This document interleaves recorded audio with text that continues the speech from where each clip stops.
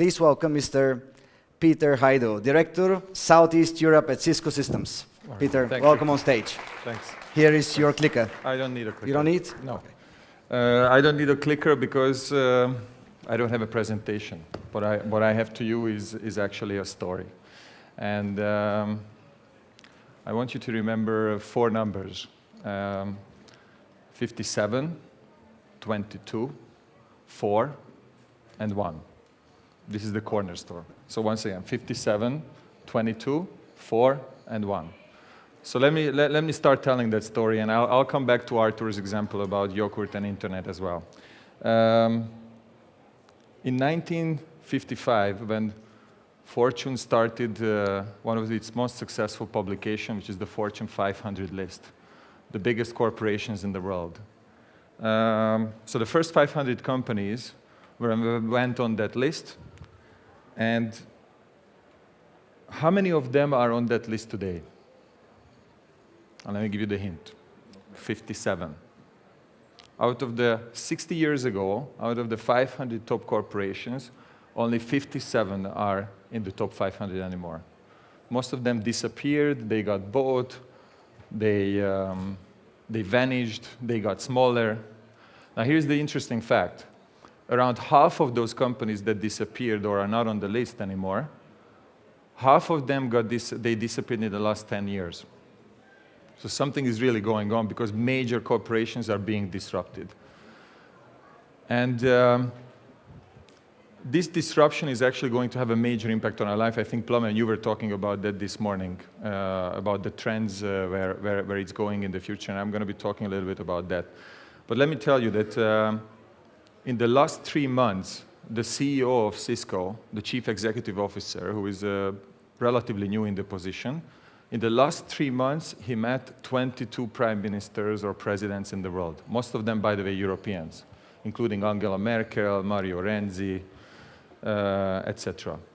Now, the reason why they want to meet with him, because exactly it is connected to this 1955 Fortune 500 story. Something is going on in the world. And many people actually simply don't understand, because there is what is going on today is a major industrial revolution that is fundamentally going to change how value is captured in the world. And actually, you are lucky because you're sitting here today with probably very few of us. So actually, I'm going to tell you maybe a few secrets about that, how to actually make money out of this. But what is happening today is the 4th industrial revolution. And before I go into the 4th industrial revolution, let me just maybe give you a brief about the first 3. So 200 years ago, steam. Around 100 years ago, electricity. Around 30, 40 years ago, started the computerization and automation. And now it is the 4th, which is basically digitizing everything. Now, the big difference between these waves, first of all, let's be honest, I'm actually half Hungarian, half Bulgarian, so I know this country quite well. Spent most of my childhood summers in Botevgrad, so I have personal experience. I think this country pretty much missed the first, for sure, steam. The second, you came late and almost missed it.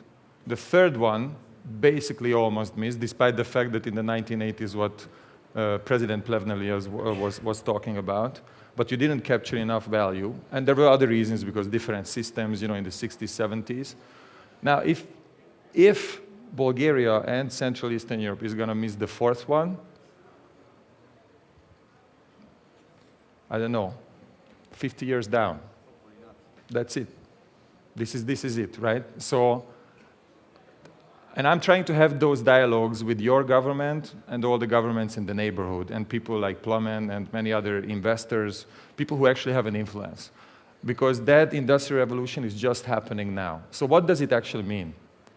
Just to come to the last number, which is 1. And that is the most important one. Only 1% of things in the world have been connected, including people and anything. Only 1%. Around 3 billion people are connected today, as you have said. Another 3 to 5 billion is going to come in the next 5 to 10 years. And, but when it comes to things, it's less than 1% that is connected today. And with that less than 1% that is connected, you have companies like Cisco, Microsoft, Apple, IBM, Facebook, Uber, Google, making billions of dollars with 1%. 99 is not there. And by the way, that kiselo mliako, that yogurt, is going to be connected. I can guarantee it to you, 100%. And the reason I know it, because last summer I spent some time in Italy, and the Italian wine industry is producing 1.2 billion bottles a year. In certain years, they are the biggest wine industry. In some others, it's France. Every single bottle is going to get connected. They are now connecting 33,000 wineries because they want to overlay, and this is what you need to remember about the fourth industrial revolution. A digital layer is going to be overlaid over every physical item, whether it's a city, a country, a company, a product.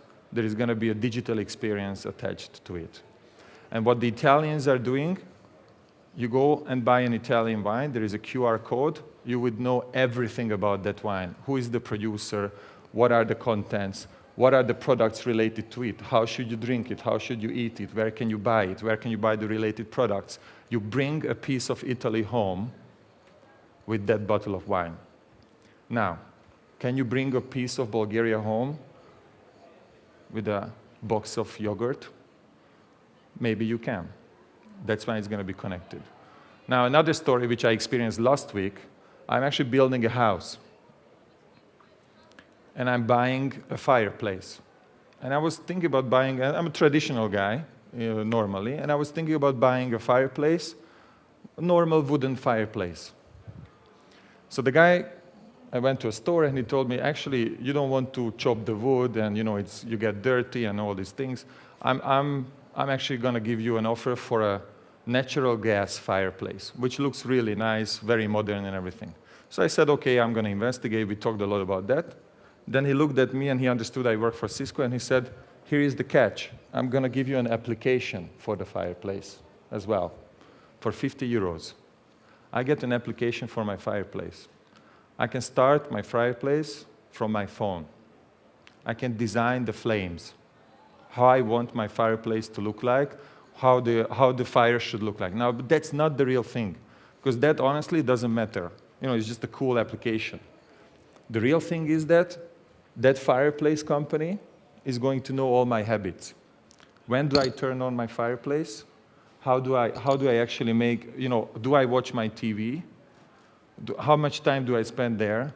Am I going to actually, when the fireplace is on, should I get an offer for a new snowshoe or not?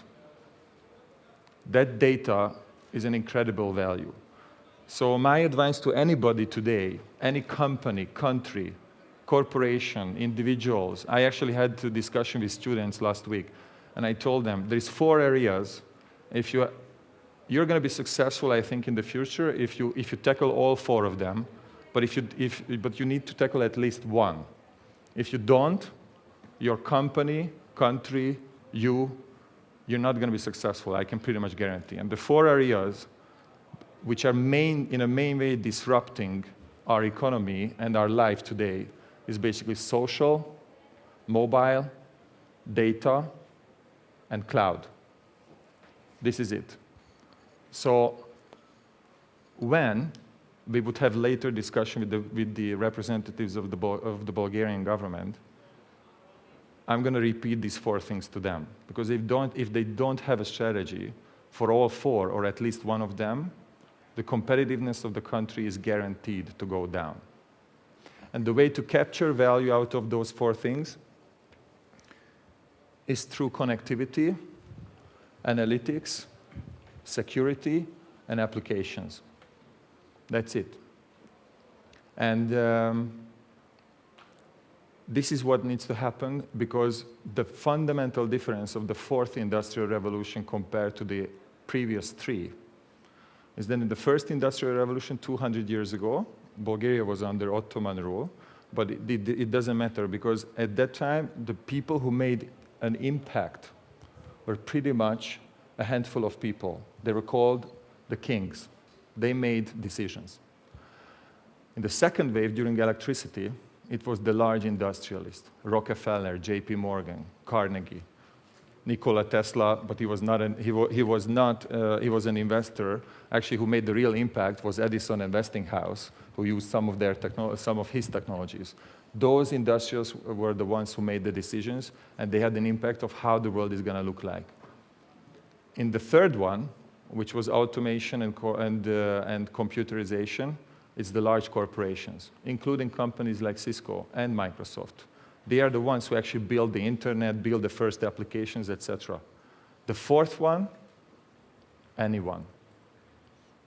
Anyone. That is the fundamental difference. And what I'm actually trying to explain to key decision makers in the region is that never, ever in the history of mankind, a country like Bulgaria had a chance like this. Because in the past, it was the kings were not there, or the industrialists were not there, or the corporations were not there. Today, anybody can make a difference. And because the value is going to be captured in the digital sphere, which is overlaying the physical world, and because of internet, literally anyone can participate in that digital layer. And that's it. 57, 22, 4, and 1. And connected yogurt at the end, and capturing value. So thank you very much for your attention. I hope we can have a discussion later about this. Peter, really great speech. Thanks, amazing.